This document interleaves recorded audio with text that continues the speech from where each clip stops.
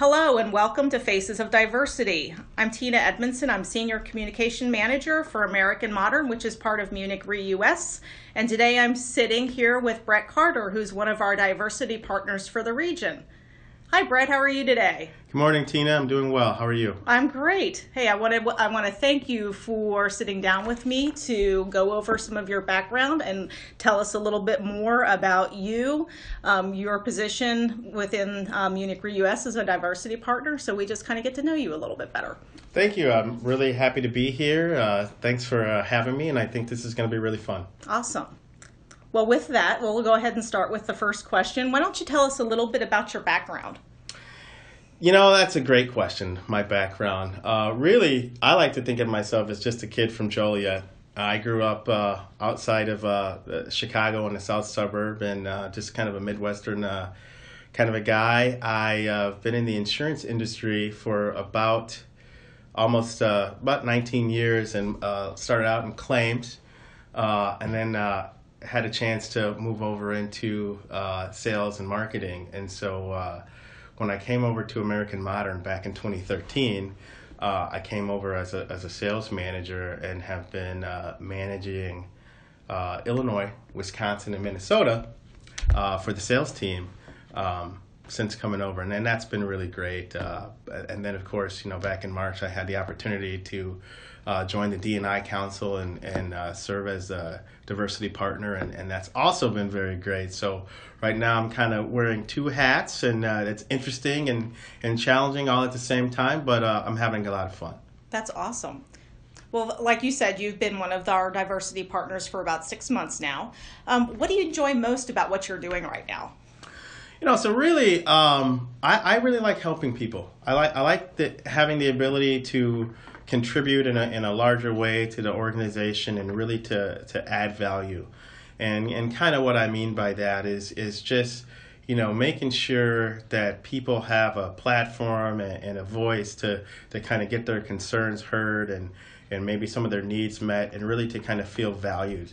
I think when we all feel like we can be our true authentic selves and feel valued and then be able to add value or contribute in a larger way to the organization, that the organization ultimately wins. We have happier, more engaged employees, which makes for a more inclusive and innovative and successful organization as a whole. And so I feel like I've got the great opportunity of being able to really kind of advance that agenda.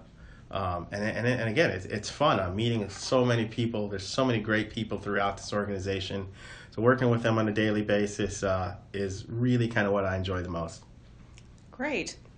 Well, at the very beginning, when you were sharing a little bit about your background, you mentioned that you've actually been in the insurance industry for quite some time. What actually attracted you to this industry in the first place? Nothing. I got lost. No, and I'm kind of kidding, but kind of not. I thought I was going to end up working for an ad agency as a copywriter, writing commercials or something. I kind of got into the industry, like many of us, kind of in a roundabout way. But sincerely, once I got into the industry and really kind of started to understand the insurance industry and how vast it is and how many different things you can do. I mean, you can pretty much do anything you want within this industry. So I really started to understand how great of an industry it is and what, the vast opportunities that kind of existed for me and really kind of for everyone else. So like I said, I started my career in claims. And that was a great experience. I got a chance to really kind of learn and understand the basics of the industry. And then once I was able to kind of transition over into sales, which really kind of suited my personality, I was able to take that knowledge that I learned from claims and then apply it on the front end to our partners and our customers, and that was great. So again, in that capacity, I had the ability to meet a lot of people, hear a lot of different stories and backgrounds and perspectives and things of that nature, and really that's what kind of has kept me excited and interested, in the industry as a whole and also in the organizations that I've had the chance to represent. Now, when you talk about the diversity and inclusion piece of it, that just takes it to a whole nother level. And so I'm really excited about that. And I've noticed, being in the industry for as long as I have, that there is sometimes a lack of diversity throughout, and that is a challenge for the industry as a whole. But I think that's something that we can actively affect, by reaching out, looking for talent in different places, and really kind of spreading the word and sharing how great this industry is with a wider range of people. And I think that's going to help. That will certainly help not only the industry, but our organization as well. So there's a lot to do, and I'm very excited about the opportunities. So Brett, you've talked a lot about, you're fairly new to the diversity partner role, which actually the diversity partner role has really, you're one of the first people, you and Laura Williams are the two first people to be in that role for Munich Re US. From your perspective, and you mentioned you're also obviously a member of our Diversity and Inclusion Council, which has people from American Modern, Munich Re in Princeton, and also HSB all are members of that council. In your opinion, what challenges do you think the council faces? Yeah, so that's a great question. You're right. We kind of, as an organization, are in some uncharted territory, being that the diversity partner role was newly, created, and so there definitely are some challenges. I think when I think about it, the main challenge that the council and even myself and Laura, kind of face is really kind of demystifying what diversity really even means to the organization. I mean, there's a lot of misconceptions out there of what we're trying to accomplish and what it even really means, right? And so to really kind of boil it down in the basic sense, diversity just means difference. And we all have differences. Therefore, we all can be diverse. It's not just exclusive to one group or another group. It's really an inclusive term about everyone. And I think that if we can help the organization and the employees throughout the region understand that when we say diversity, we mean that we are embracing the differences that we all bring to the table. The unique perspectives and backgrounds that we all bring to the table, so that we can include them, in our decision making, in the different levels throughout the organization, in all aspects of our organization, so that we can be a stronger, more competitive, more profitable, more innovative, top solution for all of our customers and our partners. So we can just be a better organization overall. We're a great organization today, and we can be even greater tomorrow when we all give our best efforts to make this organization more inclusive and diverse. And that's really it. That's really it. But that is the challenge, is helping everyone understand that, and not just understand it, but get involved, get on board with it. This is not just the responsibility of the Diversity Council or our senior leaders or Laura and I. It's everyone's responsibility. And it's going to take everyone for us to be successful. But we have hope. We can do it. I like to say together everything is possible, and I really believe that. So. Well, thank you for that, Brett. I completely agree with what you just said. And I'm hearing you say lots of things that might be particular pieces of advice for people. But is there one that you haven't shared already? Like, is there something that you live by advice-wise that you would like to share with our listeners today? Yeah.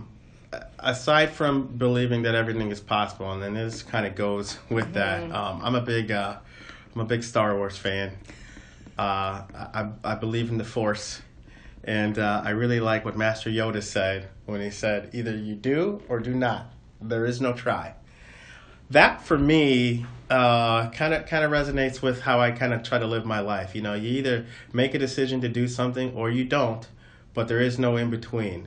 You decide. You either say you will or say you won't, but the decision is in what you've already decided. Nothing else outside of you can really change that once you make your mind. So you really have to just never give up. You never give up. You never lose hope. You always keep trying. You always keep moving forward. And And when you can do that for yourself, then your responsibility is to try to do that for somebody else. Help others.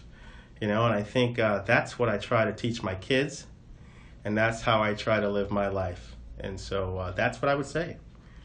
That's the advice I would share. So Brett, thank you so much for sharing so much about what you do in your role as diversity partner. Obviously, you're very passionate about what it is that you do, and you've had some really great experiences throughout your career with American Modern and now Munich Re US. Just kind of curious, since this podcast is really about learning more about Brett Carter, what types of stuff do you like to do in your spare time when you're not at work? Yeah, that's another great question. I like most people. I mean, I love sports. I love spending time with my kids and playing sports with them, or kind of trying to teach them. I was fortunate enough to play football in college, and then I played rugby for several years after that, and so I have a really competitive nature. So because of that, I like to attempt to golf, because as I'm getting a little older now, a little long in the tooth, I can't do a lot of the things that I used to do, but I can get out there on any given Saturday and hack up a golf course pretty good. So I like doing that.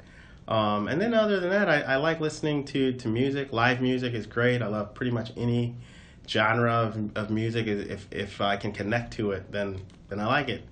So that's kind of what I like to do. But right now I'm really enjoying being a dad of two little boys, and then we got another little boy on the way, and so I'm looking forward to that. He's due in about a month or so now, right? Yep, due in October, so it's going to get real interesting real fast at the Carter household.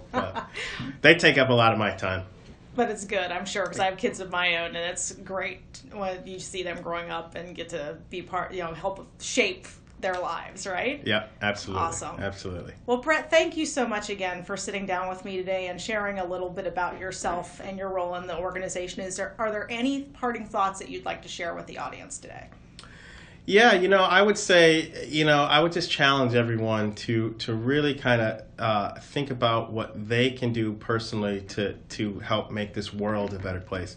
Not even just our organization, but right now, at this time in our country, there's a lot of questions or just kind of, we're facing some challenges, I don't know if everyone feels, connected or feels, the love. I don't know if everyone feels like, we're part of one tribe. And I think we need to try to get back to that, or get to that somehow. Again, we're all human beings. If there's a million things that make us different, then there's a billion things that make us the same.